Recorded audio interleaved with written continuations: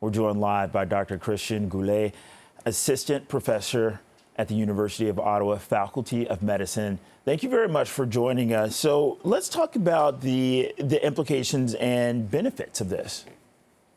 Yeah, so, it probably comes as no surprise as somebody like me that's kind of dedicated their life to, acting in the best interest of kids' mental and physical health, that, I don't have a problem with this rule. I think, any time that, a kid is being struck in the head, I don't think it's in their best medical interest.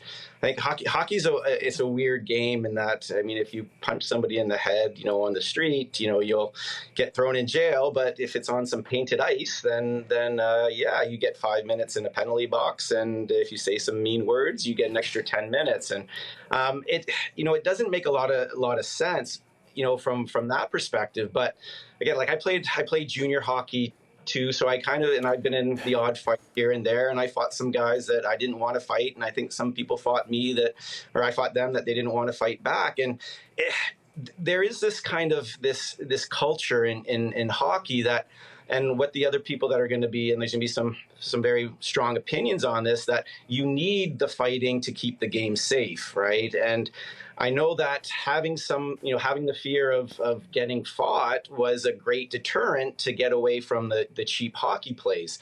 And I do think that from that perspective, the threat of having the biggest guy on the other team punching you in the head was enough to keep your stick, where it should be. But, these kids, they're with their sticks, and, they're spearing and they're slashing and they're cross-checking. There's a lot of risk for injury that way.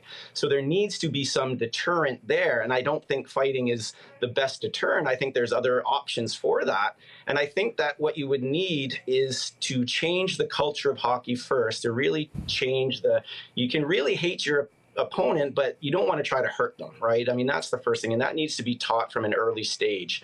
The next side of thing, though, is like, how are you going to, make sure that this is kept in line? And one is empowering the officials to make those difficult calls, empowering the linesmen behind the play to look for the malicious intent there. So if there's not going to be a fight as a deterrent, right, there's got to be a deterrent other way. And I think the other thing that should be done is somehow putting the onus on, the adults in the room. I think that, the coaches, they're the ones that are in charge. And if they have players that, are taking liberties, I mean, it essentially falls on them. And I think that if there's a player that's playing very dirty hockey, I think if the coach is held responsible too, whether, cheap shots, from a coach repeat offenders, I mean, you got to think that the coach should bear some responsibility for that. And I think if the coach is being reprimanded for his player's actions, that player will not continue that kind of behavior, and won't be seeing the ice if they don't change. Okay, Dr. Goulet, along with that, change is tough. Change is hard to accept. Speaking about that, answer this as well. Raising the age when body checking is allowed, is this a good first step? I think it is. I think it is. And like I said, it's been hotly debated about this body checking thing that we had brought forth. But, change is hard, right? When you do something so long, right, it becomes ingrained in you. And as humans, we have strong opinions about things, and it takes a lot to, change our opinions. And we all have to be kind of open to questioning the way, that we think and the way that things have been done. Because again, like the way that things have been going, it has been shown without doubt to increase injury risk, both with the fighting and the body checking. So again, we got to try to be as best as we can to help these kids, participate in sport and make it as safe as possible. And Dr. Goulet, our last question, when it comes to health and safety, we're talking about concussions and other physical injuries. Let's talk about what this is going to do for the longevity of these players when they are able to stay safer and have, potentially a longer career.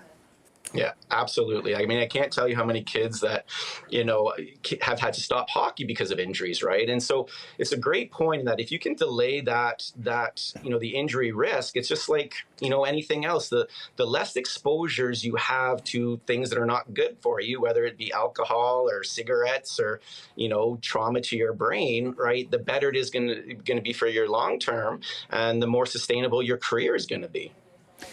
Dr. Kristian Goulet, physician and assistant professor at the University of Ottawa Faculty of Medicine. Thank you for taking time to speak with us. No problem. Thanks for having me.